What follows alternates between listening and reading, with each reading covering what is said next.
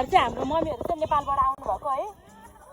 यता चाहिँ मेरो सासू मम्मी उहाँ नेपालबाट आउनुभएको जापान हेर्नलाई एकदम राम्रो छ भन्दै हुनुहुन्छ।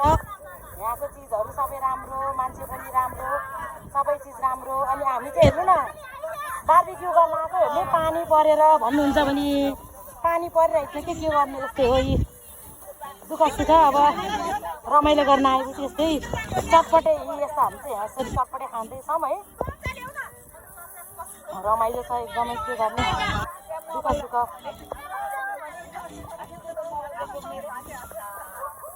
फोटो खिच्न लाम भने उब्रियो पानी बस्यो।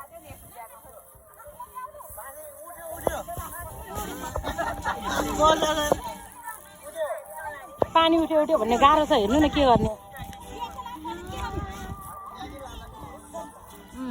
मम्मी तपाईँ भित्र जानु के बिरामी हुन्छ बुढाबुढी मान्छे चाहिँ भित्र गएर खानु जानु मम्मी तपाईँ चाहिँ भित्र जानु।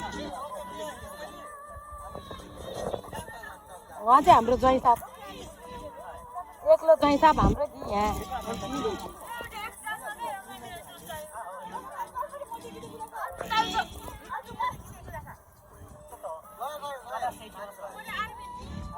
पानी परेर सबलाई हेर्नु न भित्र यो कुना टेन भित्रको बसाइ छ हाम्रो मम्मीहरूलाई। हेर्नु न पानी पर्छ भनेर यस्तै यहाँ हाम्रो भाइले यति जुम्बी गरिदिनु भयो मम्मीहरूलाई यहाँ माया गरेर।